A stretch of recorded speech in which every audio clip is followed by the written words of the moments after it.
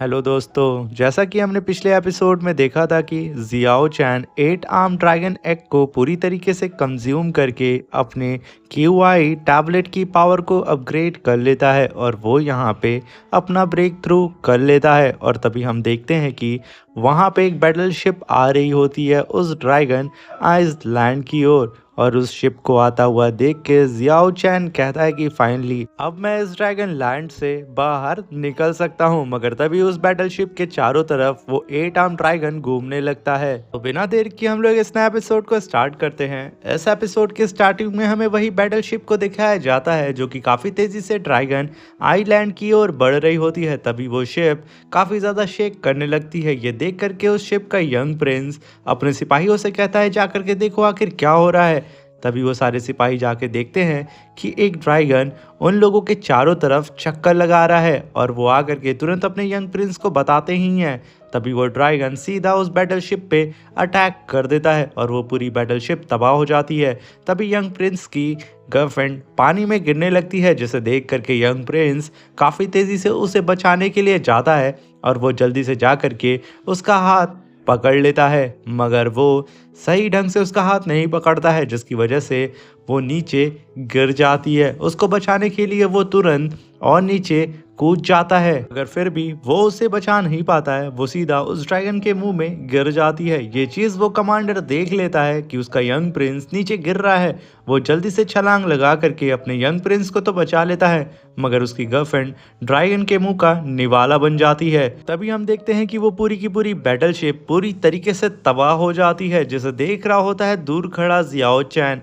वो कहता है कि ये बैटल शिप तो पूरी तरीके से तबाह हो गई, ये भला मुझे इस ड्रैगन लैंड से कहाँ ही बचा के लेके जाएगी। पहले ये लोग खुद को तो बचा ले। यहाँ पे तो जियाओ चैन की पूरी आस टूट जाती है और तभी वो किनारे आ करके एक पिग को मार के उसे फ्राई कर रहा होता है जिसकी स्मेल काफ़ी दूर तक फैल रही होती है। अभी उसकी स्मेल को सूंघता हुआ एक 4 हैंड जाइंट एप मंकी वहाँ पे आ जाता है।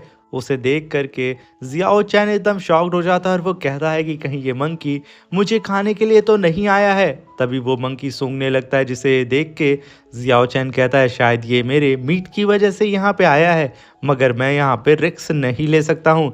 ये कह करके वो धीरे धीरे पीछे हटने लगता है। तभी वो मंकी गुर्राने लगता है जिसे देख करके जियाओ चैन कहता है कि मुझे इस गोश्त को काफ़ी दूर फेंकना होगा। कह करके वो उस गोश्त को अपनी शॉर्ट से उठा करके दूर फेंक देता है जिसे जल्दी से कूद करके वो मंकी पकड़ लेता है और उसे खाना शुरू कर देता है। उस मंकी को इस तरीके से खाता हुआ देख के जियाओ चैन कहता है कि बेटे अब यही मौका है कि यहाँ से भाग ले वरना वो गोश्त खत्म हुआ ना तो ये मुझे ही खा लेगा। तभी एक हड्डी उसके सामने आके गिरती है जिसकी वजह से वो बेचारा रुक जाता है और तभी हम देखते हैं कि वो जाइंट 4 हैंड मंकी आकर के सीधा जियाओ चैन को पकड़ रहा होता है जिसे देख के जियाओ चैन कहता है अबे मैं लड़का हूँ, मुझे छोड़ दे, मैं कोई लड़की थोड़ी ना हूँ। मगर वो मंकी कहाँ ही जियाओ चैन की सुनने वाला था।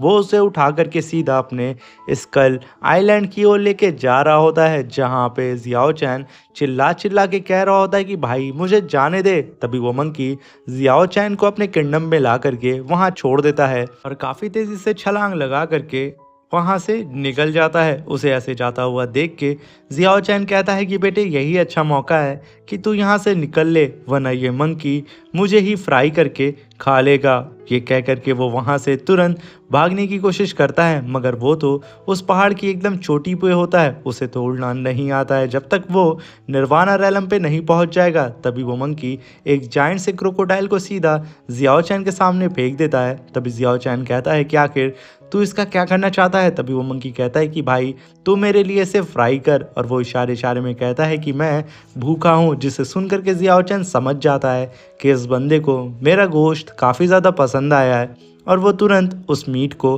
पकाने लगता है। और यहाँ पे उस मंकी को इतनी ज़्यादा भूख लगती है कि वो बेचारा अपनी भूख को बर्दाश्त नहीं कर पाता है और उस गोश्त को पकाने के लिए एक फूंक मार देता है कि वो गोश्त जल्दी से पक जाए।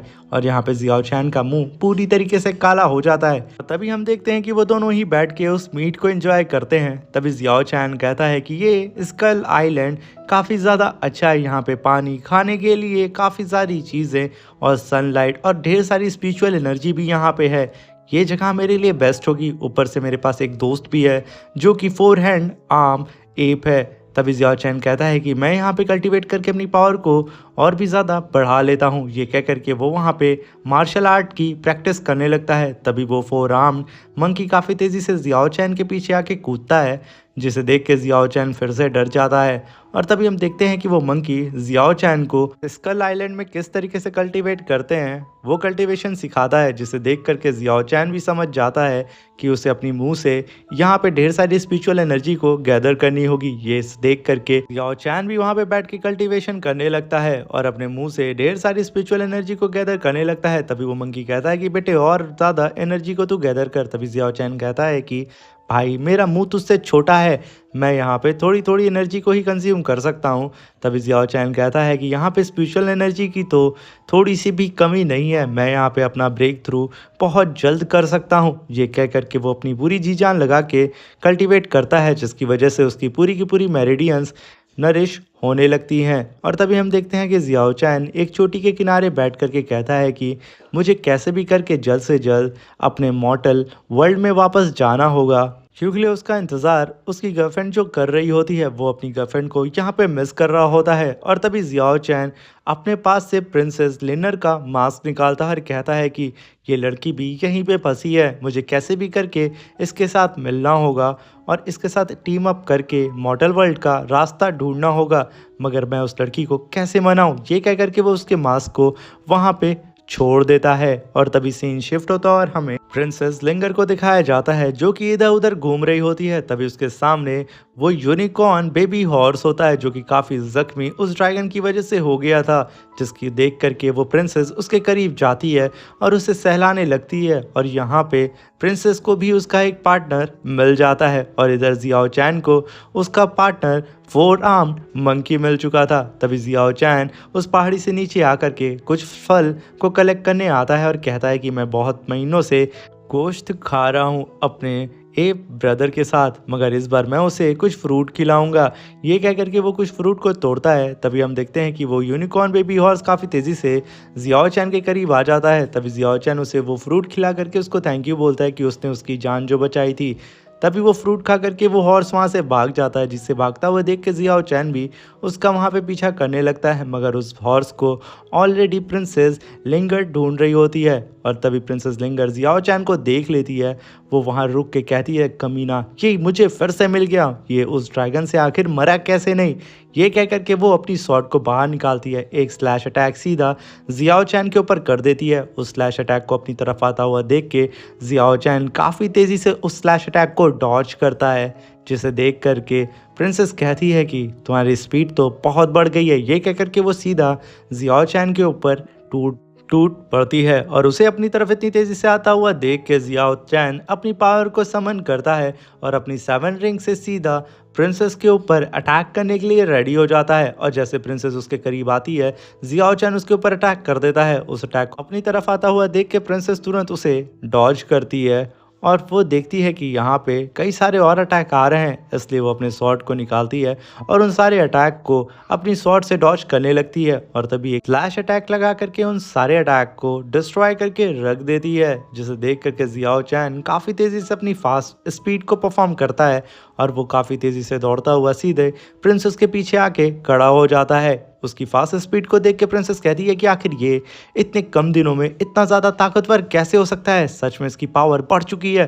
तभी जियाओ चैन तुरंत प्रिंसेस के पीछे आकर के उसके ऊपर अटैक कर देता है। प्रिंसेस तुरंत अपनी स्वॉर्ड से उसे डॉज करती है और तभी वो दोनों ही एक दूसरे से काफ़ी दूर चले जाते हैं, मगर फिर से वो दोनों आपस में आके फाइट करते हैं और एक धमाके के साथ वो दोनों फिर से दूर चले जाते हैं। यहाँ पे इन दोनों की ही पावर इक्वल नजर आ रही होती है। तभी हम देखते हैं प्रिंसेस एक बम्बू स्टिक पे खड़े होकर कहती है कि आज जियाओ चैन तुम्हें मरने से कोई बचा नहीं सकता है। ये कह करके वो उसे दौड़ाने लगती है और जियाओ चैन उसे आता हुआ देख के इधर उधर भाग रहा होता है और इधर प्रिंसेस लगातार जियाओ चैन के ऊपर अटैक कर रही होती है। जियाओ चैन उसके सारे अटैक को डॉज करके सिर्फ इधर उधर भाग रहा होता है। तभी प्रिंसेस उसके काफ़ी करीब पहुंच जाती है।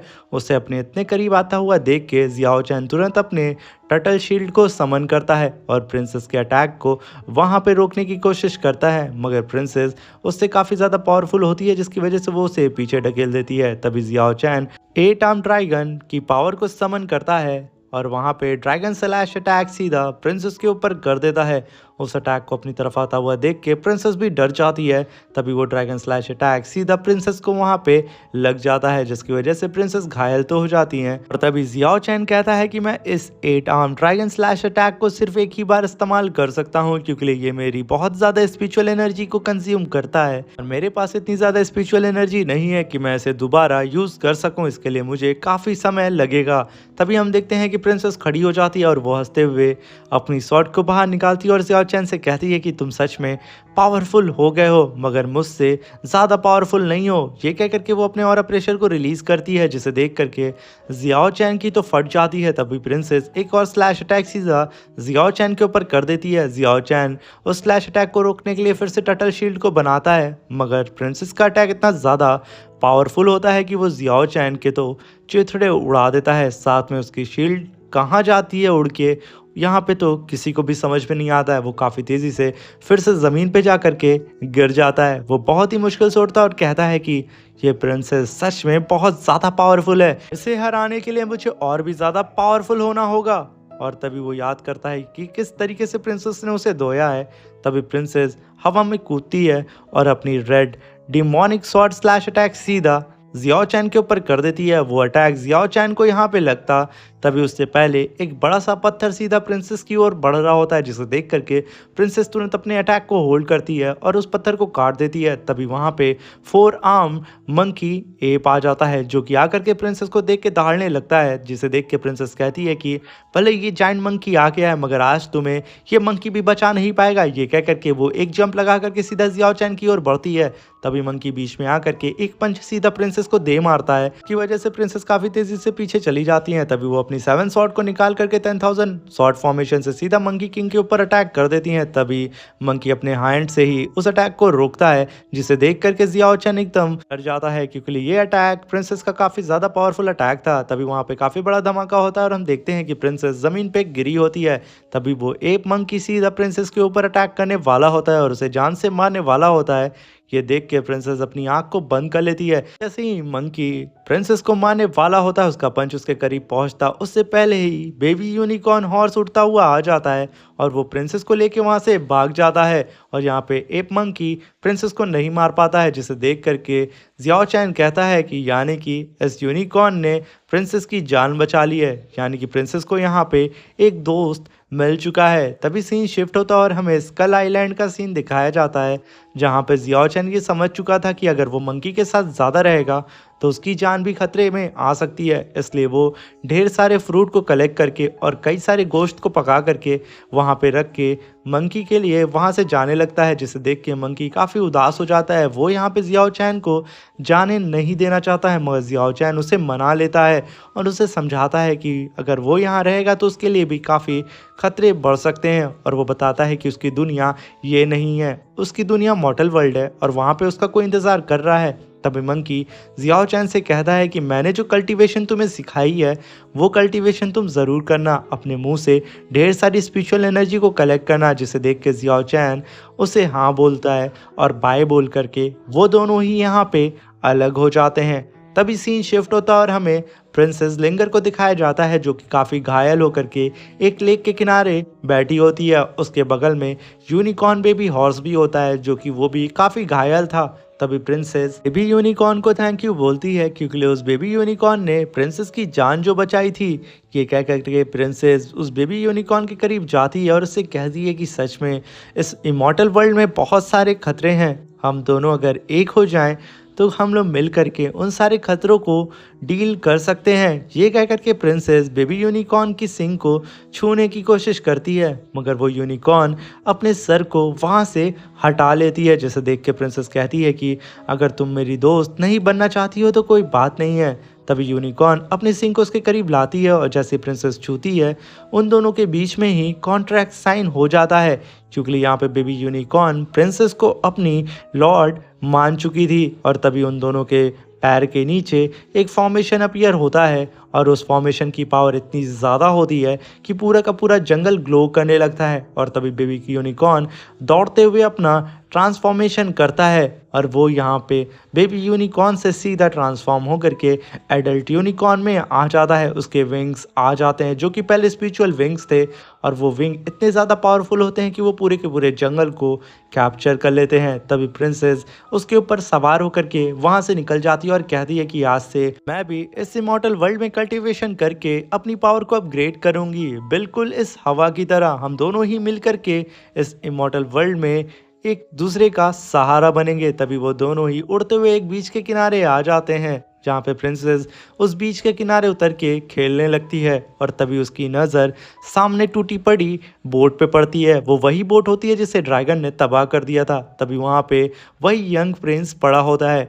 वो अपनी आँख बहुत ही मुश्किल से वहाँ पे खोलता है और उसके सामने प्रिंसेस लिंगर होती है, जिसे देख करके वो मदहोश हो जाता है। और इसी के साथ हमारा ये एपिसोड ख़त्म हो जाता है।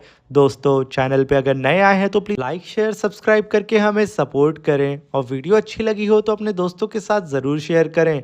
और कमेंट बॉक्स में मुझे ज़रूर बताएं कि आप इसका नेक्स्ट एपिसोड देखना चाहते हैं, क्योंकि इसका नेक्स्ट एपिसोड बहुत ही ज़्यादा एक्शन से भरा होगा।